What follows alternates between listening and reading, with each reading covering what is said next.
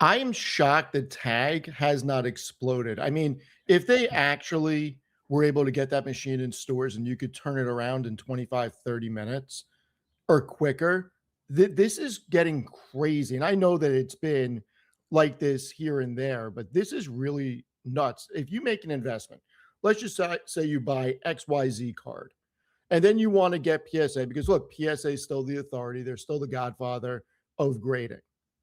140 to 160 days, you're talking about 4 to 5 months. What was funnier, look at the express option, the $149. For $149, it's even 20 to 30 It's a month, and business that's if they days. hit that timeline.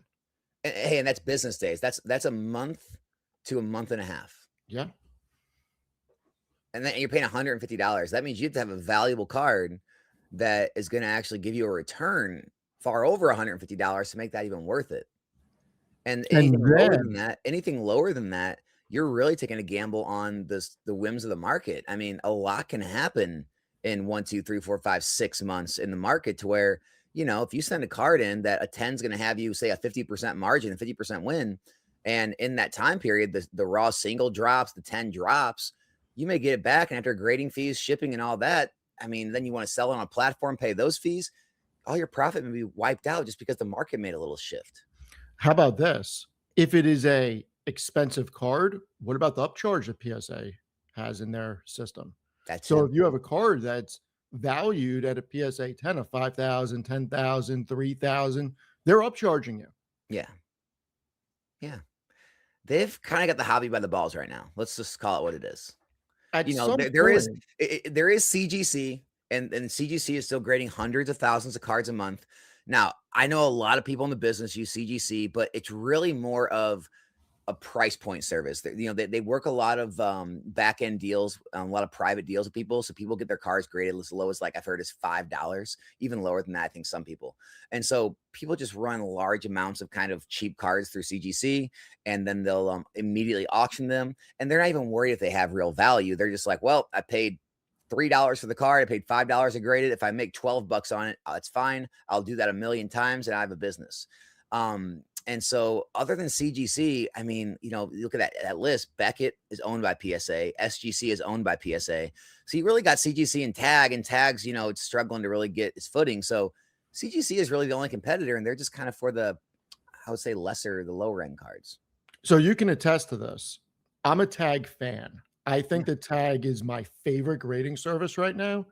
I like the slabs. Now, I do happen to like the Beckett slabs a little more, but the Yeah. Tag slabs are clean, they're nice, and I like the report. I think that their report is so cool, and it really shows the imperfections and how good your card really is.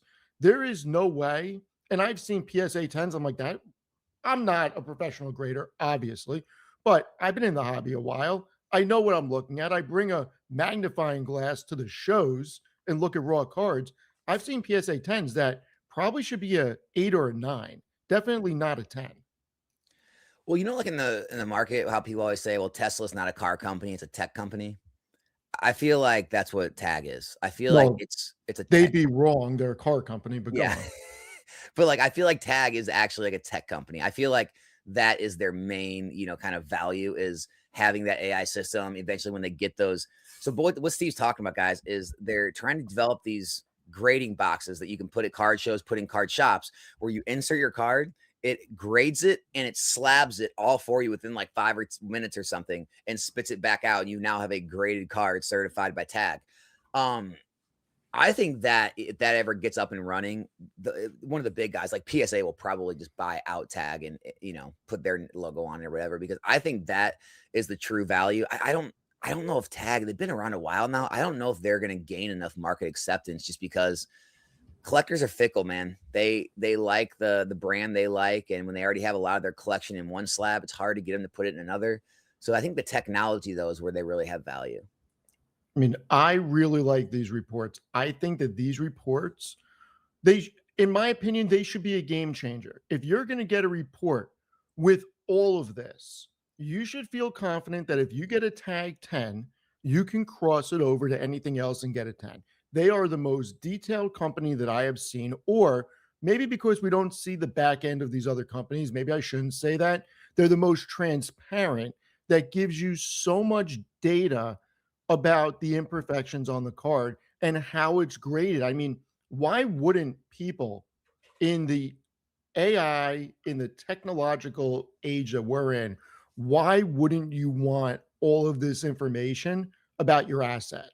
It's just like getting an engineering report for a house.